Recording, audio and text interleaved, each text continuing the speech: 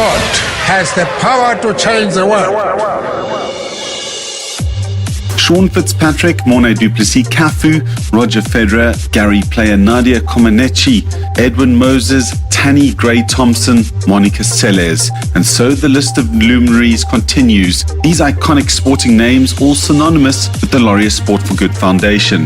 But what are those perhaps who unfortunately don't come from the same sporting gene pool, but who are the daily drivers behind the organization's presence in 40 countries around the world and who are actively involved in changing lives through sport in the nearly 200 projects that Laureus supports? They have arguably just as great a sporting pedigree as those greats aligned with the foundation. And so in this edition of The Power of Sport, we sit down with a man integral to the actions of today and whose vision will drive Laureus into the future, recently appointed CEO Jonathan Hill. My name's John Smythe and welcome to the latest edition of The Power of Sport. You can find us on iTunes and at Omni Radio, and of course we're on Twitter, Facebook and Instagram. So then, this episode will take you into the beating heart of the Laureus Sport for Good Foundation. In October 2017, it was announced that one of sport's leading commercial figures, Jonathan Hill, would be slotting into the role of CEO of the organization. It was a significant coup for Laureus and allowed for Guy Sannon, who drove their organization with such aplomb, but who had been seconded from Richemont, to return to his role while still continue as director of the joint venture board. For Jonathan Hill, he had to literally hit the ground running with the Sports Awards in Monaco among the first of the big events to navigate. And we caught up with him after a very busy 6 months or so. So I started off by asking him what it was like to run the gauntlet of a Laureus World Sports Awards in Monaco for the very first time. Well, obviously the 2018 awards in February in Monaco were my first experience actually of a Laureus Awards, and I have to say it was a great honour to be involved. Not only did we have the largest number of Laureus Academy members that have ever attended an awards, we had many of our key influencers there who are helping us transmit the message of sport for good. We worked closely with our partners, so we had a run on the front in Monaco, a bike ride which took us into the snow-capped mountains of Italy, and a whole range of other sport for good initiatives. From a commercial perspective, we were also very proud to announce a new global partner in the financial banking group MUFG, previously known as Mitsubishi Tokyo Bank, who happens to be the 6th largest bank in the world, and become our 3rd global partner alongside Mercedes-Benz and Richemont's IWC. And it was a very proud moment for us when Randall Chavez, their CEO, and his team arrived in Monaco for the award. So that was great fun. Obviously, from an awards perspective, it was super special because Roger picked up both his 5th and then his 6th Laureus Awards, making him, in effect, the one person who's won the most awards ever. And I think everyone was touched by the emotion of his acceptance speech, in which he talked about his own desire to help in relation to his foundation and his philanthropic work. But also, he absolutely made the point that it was an honour for him to collect the award from our Academy members. And I think that's really important for everyone to remember the value of the Academy that we have here at Laureus. So that was great fun to celebrate sporting achievement, which is what the awards is all about, but it was also a great reminder of the transformational work that's being done on a daily basis by Laureus Sport for Good across the world. Well, Laureus South Africa has had such a busy year. We've had an exchange to the Hong Kong Sevens. There's been a boxing trip to Rio de Janeiro, of all places, Mandela Day celebrations, and we've had new ambassadors appointed. But that's just the work we are exposed to locally. Is there a message for those doing great work under the banner of Sport for Good? I have to say I'm continually impressed by the enthusiasm and dedication of all the people who support the Laureus movement around the world, but in particular those people who run our national foundations, including of course the National Foundation in South Africa, who have really been with us right from the very start and whose work is transformational within the market of South Africa itself. But that is mirrored across the globe in some of our other key markets, including the UK, the US, Argentina, to name but a few.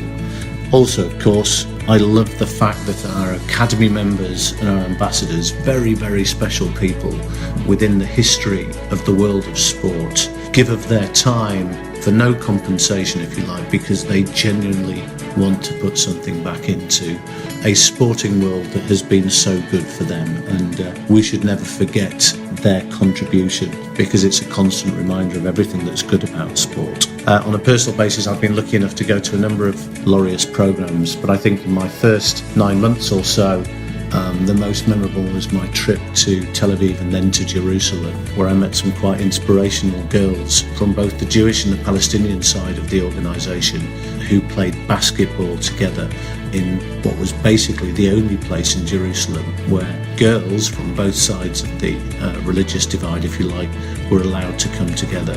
And it was truly, truly inspirational. I think it was one of our new ambassadors, Michael Jameson, who said recently at a visit to one of our projects here in London, the Carnes community, which is based around a boxing project for young offenders and young people in South London. He said to me, and it really struck a chord, I think he said, I genuinely feel far more inspired by the work that this programme is doing than I have meeting whoever I've been lucky enough to meet at Olympic Games, because this is the kind of project that will create an impact and create a positive change. So that's from someone who has been an Olympic gold medalist, and it's incredibly powerful and rewarding to hear him say that. So then, looking ahead, what is the medium-term vision for the Laureus Foundation? Well, the vision of Laureus Sport for Good doesn't change, in the sense that we're using, and this is Mandela's words, the power of sport to look to end violence, discrimination and disadvantage, and so to show that sport can genuinely change the world. We work towards our 6 key focus areas that are aligned to the UN Sustainable Development Goals, and they are health, education, employability, women and girls, peaceful society and inclusive society. 6 areas that I absolutely believe Nelson Mandela would have been very excited for us to have supported. For me, the reason why I'm here and the reason why my team in London are here is really to generate as much cash as we possibly can so that we can give as much money as we can to our programmes to fund them on behalf of young people around the platform of sport, to make both them better people, but to make the world a better place once that money has been received. From a commercial perspective, one of our commercial objectives, and therefore one of our hotspots, is very much to develop our digital output. And that sounds like an obvious thing to do in a world which is now so digitally focused, but we're in a very competitive space alongside lots of other both charitable foundations, but also just the general sports marketing world, where rights holders around the world, and I see ourselves as a sports rights holder, looking for partners both in the media space and in the sponsorship space. And obviously we're looking for the right type of partner, the right type of media partner, the right type of digital partner to help us build the Laureus brand. And we can only do that if we have the right quality of digital content connected to the right type of digital audience, where we have permission and the ability to speak directly to that audience, and therefore our partners can talk to them too. So we're working very hard on that at the moment. We'd also like to build out both our sport-specific strategies, in other words, get much closer to all of the main global sports, but also to the secondary and tertiary sports in the world, because we have permission to engage with all sports around the world, which is part of our absolute uniqueness. We're also looking to make Laureus a truly and genuinely global movement, and we know that we have work to do within some of the key markets such as the US and China. We have some very strong existing relationships there, and we want to build those out, as well as building out the more traditional, if you like, development markets such as Brazil and India, where through our cricketing legends, cricketing ambassadors and academy members, we have really strong cut through at the moment. So really exciting opportunity for us to take the Laureus message to more people. To date, most of our fundraising efforts have been corporate or have been focused on NGOs and government bodies, but we'd like to build out our digital community to the degree that we feel comfortable asking our supporters more directly if they would be prepared to support Laureus programmes around the world. To do that, we're very conscious of the fact that we need to build out our academy and our ambassador programme and make sure that the guys that we engage and the new people that we bring in are not only the type of sporting legends that everyone has come to expect from the Laureus movement, but also are those type of people who will naturally engage with the programs, but also engage with us to build out that digital footprint. For those in the sports marketing industry, vouch for Jonathan's impressive background.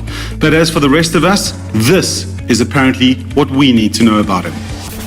My world was predominantly football based, so I've worked on a couple of occasions now for the English Football Association, looking after the commercial, predominantly working with the England national team and with the world famous FA Cup and with the even more famous Wembley Stadium. And all of that was a great fun to work with players as world renowned as Beckham and Michael Owen and Wayne Rooney, but also to help with the FA's own purpose. I've also had the honour of working with one of the world's biggest sports marketing agencies, IMG, where I learnt a great deal from Mark McCormack and what he developed there, which was very unique in itself.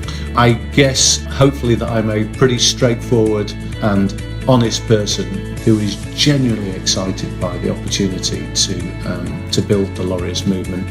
And for me, being able to use my experience and my contacts gained over a 20 plus year career within the sports marketing world can really help to give an organisational direction for Laureus and for the people who work within the Laureus team, the brilliant people who work within the Laureus teams, a very clear vision of what it is that we would like to achieve. And that's what I would like my epitaph to say to a degree.